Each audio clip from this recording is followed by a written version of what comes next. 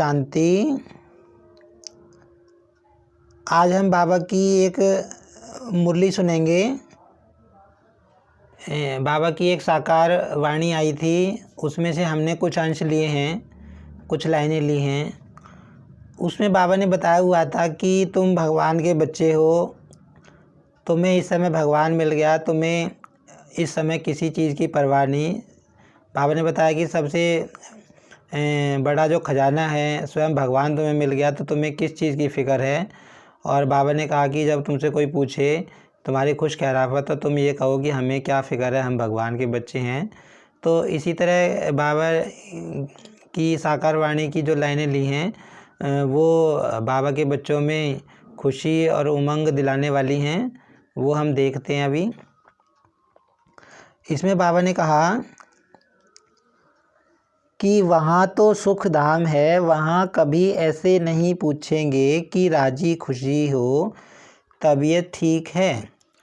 तो बाबा बता रहे हैं कि जैसे यहाँ पे हम जब आपस में मिलते हैं किसी से, तो आपस में सब पूछते ही हैं कि भाई कैसे हो, राजी खुशी हो, ठीक ठाक हो। तो उसी में बाबा बता रहे हैं कि सुख धाम मतलब जो स्वर्ग आएगा स्वर्ग में बाबा कहते हैं वहाँ कोई राजी खुशी नहीं पूछेगा। भाई ऐसे नहीं पूछेगा कि तुम राजी खुशी हो, ठीक ठाक हो। बाबा कहते हैं भाई वहाँ तो सुख ही होगा, वहाँ 5 विकार नहीं, वहाँ माया नहीं, वहाँ कोई किसी तरह का दुख दर्द नहीं। तो वहाँ इस तरह के क्वेश्चन होगा ही नहीं कि भाई तुम राजी खुशी हो, तुम सब कुछ ठीक चल रहा है, कुछ सब बढ़िया चल रहा है। तो बाबा कहते हैं सुख धाम में वहाँ ऐसे कोई पूछेगा नहीं कि तुम ठीक ठाक हो और तुम्हारी तबीयत ठीक है या नहीं है। बाबा कहते हैं वो सुख धाम है, वहाँ सुख ही सुख है, अपार सुख है। आगे बाबा ने कहा यह अक्सर यहाँ ही पूछा जाता है। यहाँ दुखधाम है, बाबा कहते हैं ये दुख वाली दुनिया है, कलयुगी दुनिया है, तो हर एक के साथ कोई ना कोई परेशानी समस्या लगी रहती है। तो बाबा कहते हैं ये बातें यहाँ ही पूछी जाती हैं। जब भी यहाँ कोई भी आपस में मिलते हैं तो ये बातें ज़रूर पूछते हैं, और हालचाल ठीक है। तो बाबा कह रहे हैं वहाँ यह अक्षर होता ही नहीं। बाबा कहते वहाँ नहीं होगा ये अक्षर। दुख धाम के कोई अक्षर ही नहीं। बाबा कहते भाई ये जो दुख धाम के जो अक्षर हैं, ये जो बातें हैं, बाबा कहते वहाँ नहीं होंगी। फिर बाबा ने कहा परंतु बाप जानते हैं, बच्चों में माया की प्रवेशता होने के कारण बाप पूछ सकते हैं कि ठीक ठाक हो, राजी खुशी हो। अब बाबा कह रहा है कि बाबा के बच्चे हैं, संगम युग चल रहा है। बाबा कहते तुम्हारी लड़ाई वैसी तो है नहीं। बाबा ने कहा कि तुम्हारी लड़ाई स्थूल युद्ध तो है नहीं, जैसे गीता में दिखाया है कि भाई स्थूल लड़ाई लड़ी। बाबा कहते तुम्हारी लड़ाई, बच्चों की लड़ाई माया के साथ है। समस्याएं जो आती हैं, नई नई बातें आती हैं, तो बाबा कहते तुम उनसे लड़ते हो। और फिर बाबा ने कहा तुम माया पे जीत पाते हो तो फिर तुमको नई दुनिया में राज्य भाग्य मिलता है। तो बाबा ने कहा कि यहाँ माया के साथ बच्चों की लड़ाई है, तो माया आ जाती है, और माया जब आ जाती है तो बच्चे अभी पक्के तो बने नहीं। तो बाबा कहते हैं बच्चे हिल जाते हैं, कोई कोई माया ज़्यादा पहलवान आ जाती है, ज़्यादा बड़ी समस्या आ जाती है, तो बच्चों की स्थिति डगमग हो जाती है। तो बाबा पूछ रहे हैं कि यहाँ बाप बच्चों से पूछ सकते हैं। बाबा हमसे पूछता है। बाबा कहते हैं मैं बच्चों से, हम बाबा बच्चे से पूछ सकते हैं, बच्चों से कि सब ठीक ठाक है, राजी खुशी है, ज्ञान योग सही चल रहा है। जब बाबा मधुबन में भी मिलने आते हैं तब भी बाबा बच्चों से पूछते हैं। तो बाबा कहते हैं कि बाबा पूछ सकते हैं बच्चों से। मनुष्य यहाँ के अक्षर को तो समझ ना सकें। बाबा कहते हैं जो दुनिया वाले मनुष्य हैं ये अक्षर तो नहीं समझ सकते यहाँ के।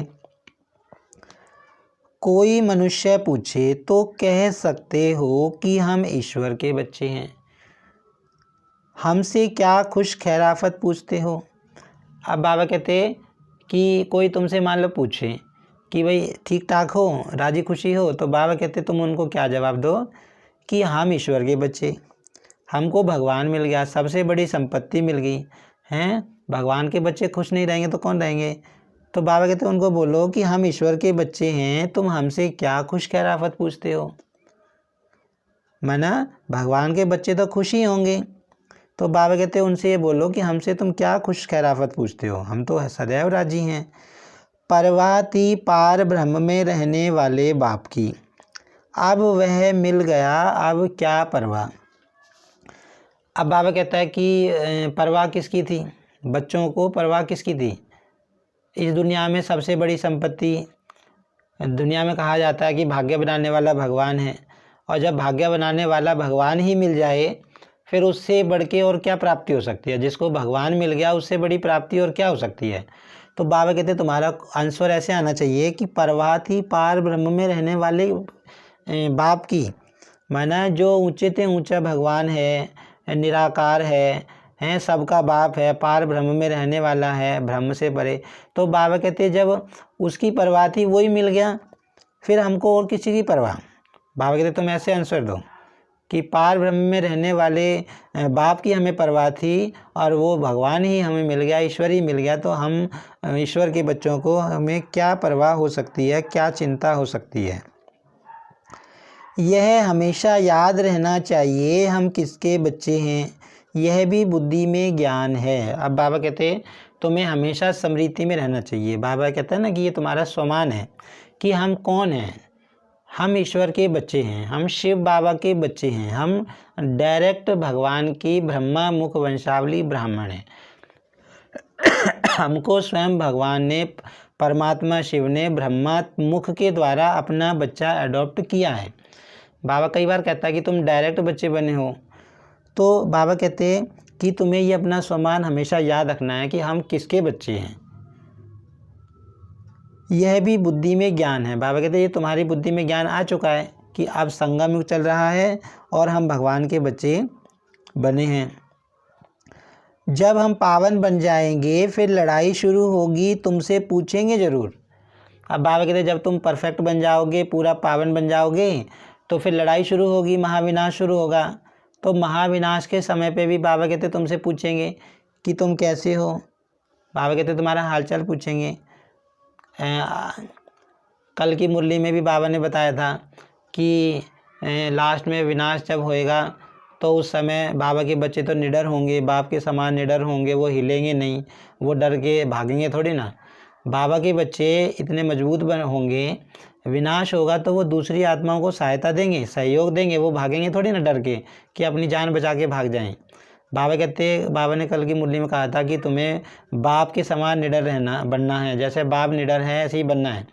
तो बाबा के बच्चे तो इस तरह की जब आपदा आती है या कोई वो होता है, अब महाविनाश भी होगा, तो बाबा के बच्चे दूसरी आत्माओं की हेल्प करेंगे, सहायता करेंगे।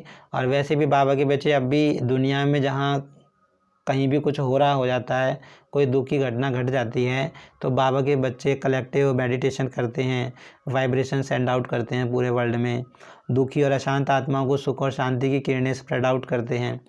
तो कहने का मतलब क्या है कि बाबा कहते हैं कि लास्ट में तुमसे पूछेंगे वे कि कैसे हो, तुम कहेंगे हम तो सदैव राजी हैं। बाबा कहते तुम्हारा जवाब क्या होगा कि हम तो सदैव राजी हैं। बीमार भी हो तो भी राजी हो। अब बाबा कहते तुम बीमार हो, बाबा के बच्चे हारी बीमारी लग जाती है, तो बाबा के बच्चे तब भी खुश रहते हैं, क्योंकि आत्मा शक्तिशाली होगी ना। भाई बाबा बताता है कि जो आत्मा कमज़ोर होगी उसको तो थोड़ा सा बुखार हो जाएगा तो वो हाय हाय करती रहेगी, हाय मुझे ये हो गया, मेरे पैर में दर्द हो रहा है, मेरे इसमें दर्द हो रहा है। माना छोटी सी बीमारी को भी वो बहुत बड़ा चढ़ा देती है और उसके मन में संकल्प भी बहुत ज़्यादा चलते हैं, जिसके कारण वो भोगना जो है वो बहुत ज़्यादा फील होती है। हालांकि ये बीमारी, वो तकलीफ़ बहुत छोटी है, लेकिन कमज़ोर आत्मा होने के कारण उसको वो भोगना ऐसी लगती है जैसे बहुत ज़्यादा बड़ी बीमारी हो गई हो। लेकिन जो आत्मा शक्तिशाली होती है, बाबा के बच्चे जो मजबूत बन गया है ना, जिसने अपने संकल्पों को कंट्रोल में कर रखा है, अपना मन वो अपने हिसाब से चलाता है, तो क्या होता है जैसे कोई बीमारी हो जाती है, हारी बीमारी, तो उसके मन में ऐसे ज़्यादा संकल्प नहीं चलते मैं ठीक हूँगा कि नहीं हूँगा, मेरे ये दवाई लगेगी कि नहीं लगेगी। उसके मन में मतलब बाबा कहता है कि कई बार तुम सोचो मैं निरोगी हूँ, भले बीमार हो तब भी सोचो मैं निरोगी हूँ। कहने का मतलब जो बाबा का शक्तिशाली बच्चा होता है उसके मन में पॉजिटिव चलता है, तो भले कितनी बड़ी भी बीमारी होगी तो उसको फील नहीं होगी। तो बाबा कहते भले तुम बीमार भी हो तब भी राजी हो, बाबा की याद में हो तो स्वर्ग से भी यहाँ जास्ती राजी हो। बाबा कितनी बार कहता है कि जो सुख तुमको मिल रहा है वो देवताओं को भी नसीब नहीं होता, क्योंकि देवताएं भी भगवान से मिलन नहीं मना सकते। जो मिलन की तुम अनुभूति इस समय कर रहे हो, मिलन का जो तुम आनंद ले रहे हो, भगवान से सारे संबंध निभा के जो सुख तुम उठा रहे हो, देवताओं को भी नसीब नहीं। तो बाबा कहते हैं जो बाबा की इस समय याद में होगा वो तो स्वर्ग से भी ज़्यादा राजी है। बाबा कहते हैं स्वर्ग से भी ज़्यादा राजी खुशी तुम इस समय हो, क्योंकि हमें स्मृति है कि हमको भगवान मिल गया है। जबकि स्वर्ग की बादशाही देने वाला बाप मिला है, हमको कितना लायक बनाते हैं। बाबा कहते हैं ऐसे मन में फीलिंग आनी चाहिए, अपने मन में संकल्प आने चाहिए कि हमको स्वर्ग की बादशाही देने वाला बाप मिला है, स्वर्ग का मालिक बनाने वाला भगवान हमको मिला है, हमको कितना लायक वो बनाते हैं, फिर हमको क्या परवाह है। बाबा कहते हैं ये ऐसे सोचो कि फिर हमको क्या परवाह है, क्या चिंता है। तो कहने का मतलब क्या बता रहे हैं बाबा मुरली में, कि बाबा को बच्चों को सोमान याद दिला रहे हैं कि तुम कौन हो ये याद रखो, तुम किसके बच्चे हो, भगवान के बच्चे हो, भगवान ने तुमको अडॉप्ट किया है। बाबा कहते हैं ऐसे ये सारी इतनी सारी बातें बाबा ने बताई, ये सारी योग में बैठ के मनन करने की हैं। मैं भगवान का बच्चा हूँ। मान लो मेरे मन में कभी कोई बात, कोई समस्या आ जाती है, माया आ जाती है और मेरे मन में नेगेटिव चलना शुरू हो जाता है, तो उस समय हम इन बातों को रिवाइज़ कर सकते हैं। और सिंपल भी अगर हम योग में बैठे हैं तो इन बातों को मनन कर सकते हैं। मैं भगवान का बच्चा हूँ, मुझे सबसे बड़ी संपत्ति भगवान मिल गया, मुझे ईश्वर मिल गया जो मुझे स्वर्ग का मालिक बनाने वाला है, तो मुझे किस चीज़ की परवाह है। अपने मन को समझा सकते हैं कि तू क्यों चिंता कर रहा है, तू क्यों फिक्र कर रहा है, भाग्य बनाने वाला भगवान ही तेरा हो गया। तो ऐसे बाबा कहते हैं। फिर बाबा ने ये भी बताया कि भाई तो कोई तुमसे राजी खुशी पूछता है तो तुम्हारे मन में तो खुशियों की तालियां बजनी चाहिए कि हमसे क्या खुशखैराफत पूछते हैं।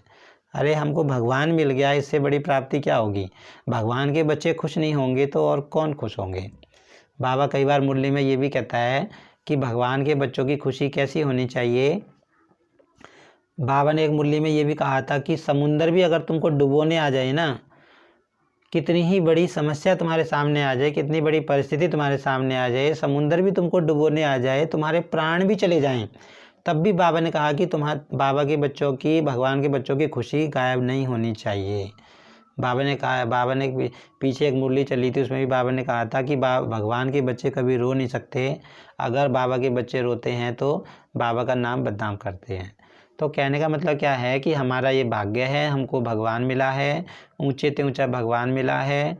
कोटों में कोई हम आत्मा है जिनको भगवान मिला है, बाबा पढ़ाई पढ़ा रहा है, बेहद की प्राप्ति हमें हो रही है, इतने ऊंचे ऊंचे स्वमान वो दे रहा है, इतने शुद्ध और श्रेष्ठ संकल्प हमको बाबा रोज़ मुरली में देता है, जिनके ऊपर जब हम योग में बैठकर मनन करते हैं तो हमें अपार खुशी की महसूसता होती है।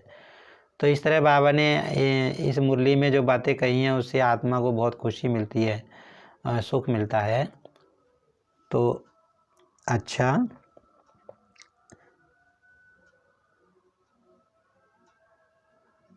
फिर बाबा ने कहा कि ईश्वर के बच्चों को किस चीज़ की परवाह, वहाँ देवताओं को भी कोई परवाह नहीं है। बाबा अब सतयुग से रिलेट कर रहे हैं कि भाई सतयुग में जब देवता बेफिक्र हैं तो यहाँ भगवान के बच्चों को किस चीज़ की कमी होगी। तो इस तरह हमने देखा कि इस मुरली में बाबा ने बहुत सारे स्वमान दिए जिन पर हम मनन कर सकते हैं। बाबा की ये मुरली की कुछ लाइनें हैं जो अगर हम बार बार सुनते हैं या पढ़ते हैं तो वो बाबा कहता है कि तुम अच्छे अच्छे पॉइंट लिखो, उनको सुनो, बार बार रिवाइज करो, तो उससे आत्मा को शक्ति मिलती है, समस्याओं से लड़ने की ताकत आती है। अच्छा, ओम शांति।